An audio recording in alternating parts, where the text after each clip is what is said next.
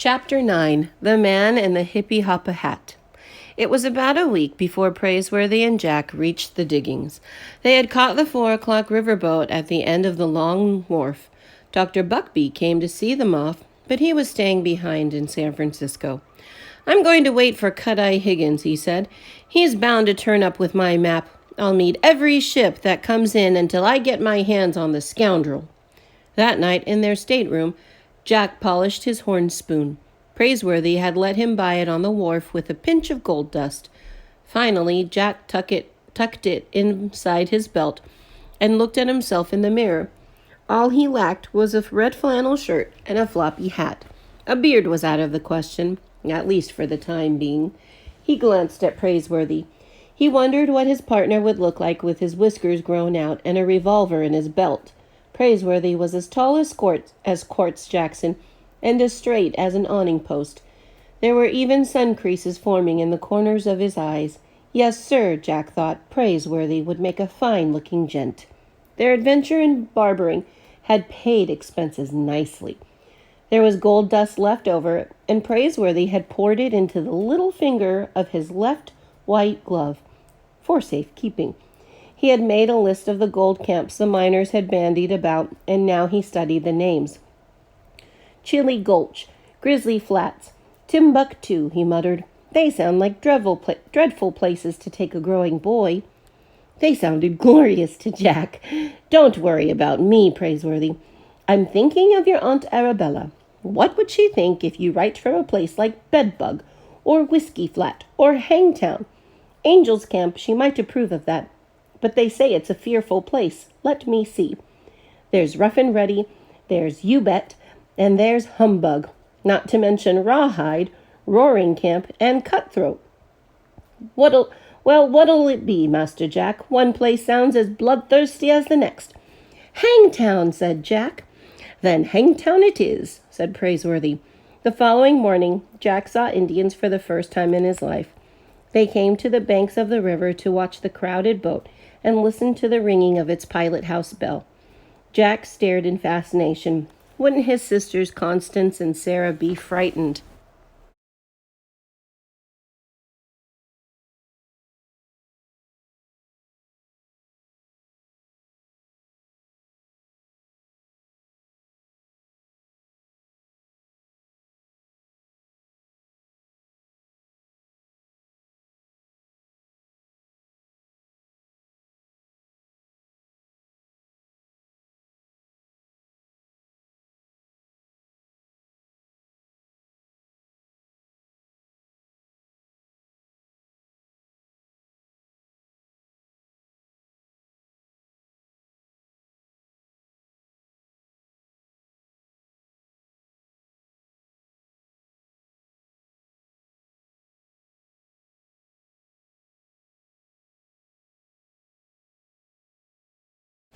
But that night, when the flat-bottomed riverboat got stuck in a sandbar, Jack felt uneasy himself. "Stuff and nonsense," Praiseworthy smiled, shaving himself at the cabin mirror. "The steward tells me they're digger Indians, quite tame. They dig for roots and acorns and are a menace to nothing but wasps and grasshoppers, which they consider a delicacy." With one sandbar and another, it was 2 days before Sacramento City came into view. A shore cannon went off, raising a cloud of dust to announce the arrival of the boat. Townspeople flocked to the river. Praiseworthy and Jack carried their picks and shovels, gold pans and carpet bags through the crowd. It was the end of June, and the valley shimmered with heat. Wood awnings stretched over the storefronts like eye shades. As they walked along, Jack kept gazing at the mountains, the great Sierra Nevadas. They stood dark blue and purple against the hot morning sky. That must be where the gold was, Jack thought, and fresh hope shot through him. They were almost there, weren't they? A stage was leaving for the mines at 2 o'clock. To raise their fare, the butler and the boy had no choice but to sell off a pick and a shovel. Mining tools were in great demand, and prices were astonishing. The pick and shovel brought $100 each.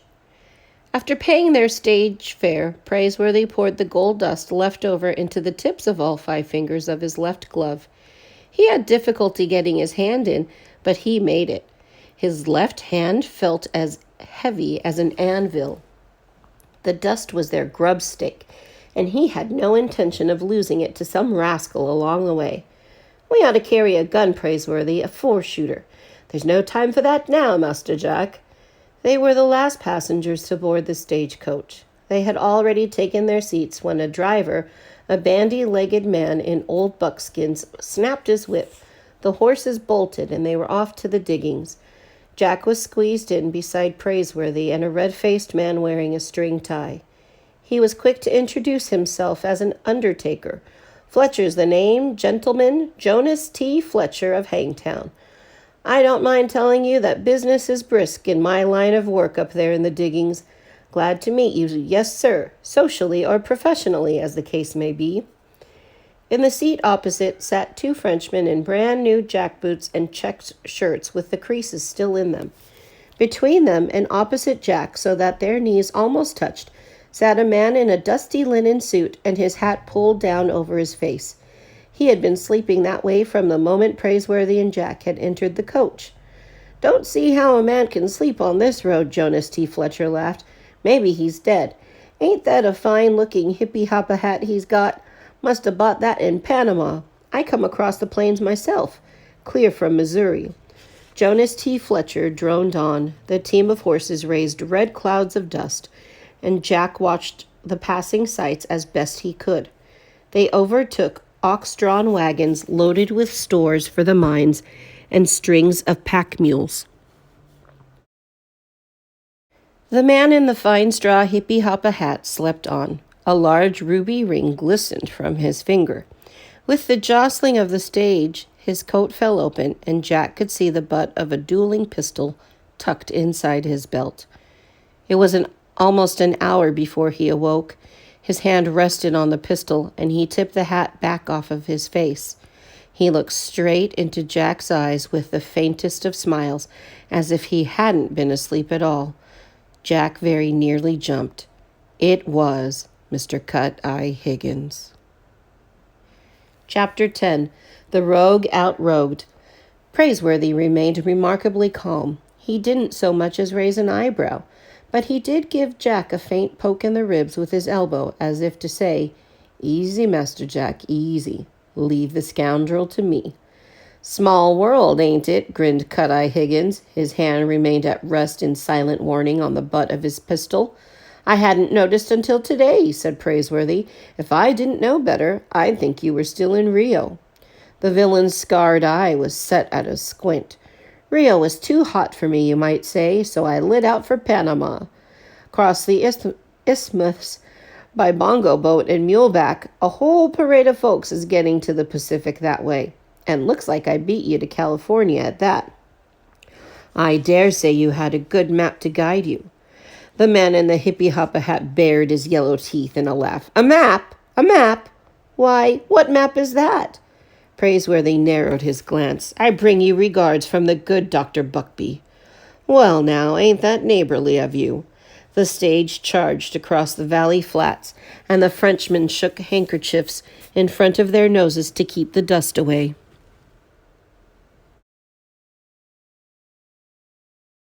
Jonas T. Fletcher kept shooting tobacco juice out the window as if the ground were on fire. Jack's hand fell to the horn spoon in his belt. He could almost imagine it was a four-shooter. That would make Mr. I Higgins sit up and take notice. Why, he'd begged to hand over Dr. Buckby's gold map. The dueling pistol in his belt would be no match for a four-shooter. But Praiseworthy didn't seem in the least concerned about the lack of firearms. "Have you met Mr. Fletcher?" he said, tucking at his left glove. "He tells us he's an undertaker. A man in your line of work, sir, never knows when he'll need the services of a good undertaker." "I didn't get the name," said the Missourian. "Higgins," Cut-Eye grinned. "Doc Higgins, dentist." "Well, now," smiled the undertaker, "the boys will be glad to have a tooth extractor in camp." Praiseworthy winked at Jack. The impostor had apparently given up his judgeship. A dentist, was he? Specializing in extracting gold teeth, no doubt. "Well, and now, if you gentlemen will excuse me," said the butler, "I believe I'll catch a nap." Sleep, Jack thought. How could anyone sleep with Mr. Cut-Eye Higgins sitting there? But before the stage had traveled another quarter of a mile, Praiseworthy was napping soundly.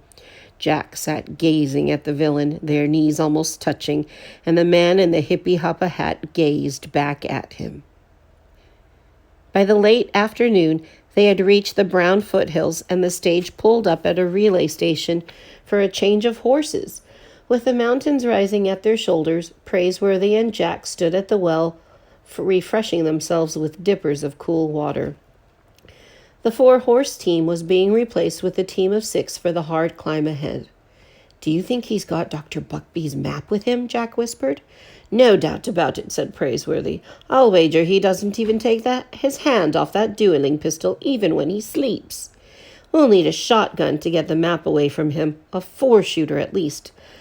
"Lacking one and the other," said the butler. "We'll have to rely on our wits, Master Jack. I have no intention of allowing Dr. Buckbee to be cheated of his map." Soon they were underway again. The narrow road climbed sharply. Oak trees gave way to shadow-darkened pines. The sun was setting across the valley as if to desert them, and the driver's whip cracked in the air like rifle shots. Inside the wooden coach, the passengers sat knee to knee as before and held on against the bumps and ruts of the road. Finally, the stage rounded a bend, and the trail seemed to shoot up like a ladder. "Everybody out," shouted the driver. "Push, gents, push." Cut-Eye Higgins didn't take his hand off the pistol butt for a moment. He pushed with one hand. Slowly, the stagecoach, piled high on top with luggage and supplies, climbed the road. The driver urged the team on with his whip. "Keep at it, gents. We're gaining." Jack put his shoulder to the coach like the others and dug his shoes in the dirt. Halfway up the hill, it seemed to him the driver must have 6 whips in his hands for all the noise he was making. Suddenly, a window shattered, and then another, and just as suddenly Jack became aware that it wasn't the only crack of the whip in the air. Gunshots! "Road agents!" the driver yelled. He set the brake and reached for his rival. "Hold up!" Praiseworthy pushed Jack under the coach. Jonas T. Fletcher had beat him there. Through the spokes of the big wheels, Jack saw a dozen horsemen with red bandanas around their face charge out of the pines. Cut-Eye Higgins drew his dueling pistol and fired. He missed. He didn't have a chance to reload. The road agents had them surrounded, their guns and rifles bristling in the twilight. The leader, a big fellow with holes in his boots, called to the driver, "Throw down your rifle. The rest of you, reach for the sky, or I'll send you there pronto." Jack swallowed hard and came out in the open. Praiseworthy gave him a reassuring glance and didn't seem scared at all. They raised their hands. Cut-Eye Higgins growled to himself, but his arm shot up like the others. "Sorry to interrupt your journey," said the leader. "We'll only detain you a moment. Boys, hop to it."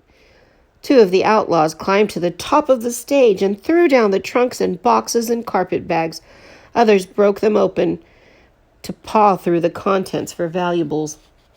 Meanwhile, another pair of road agents made quick work of the passengers. They pulled watches and chains off vests and tugged buckskin pouches of gold dust from pockets and belts. Jack tried not to look up at Praiseworthy's white gloves. The outlaws would never think of looking there, would they? "All right, gents," said one of the gang, threw the bandana across his mouth. "Now lower your hands one by one and let's have your rings." He started with the Frenchman and then came to Cut-Eye Higgins. He wore a gold ring set with a ruby, like a drop of blood. Stolen, no doubt, thought Jack. The rogue is being out-rogued, but it was small comfort.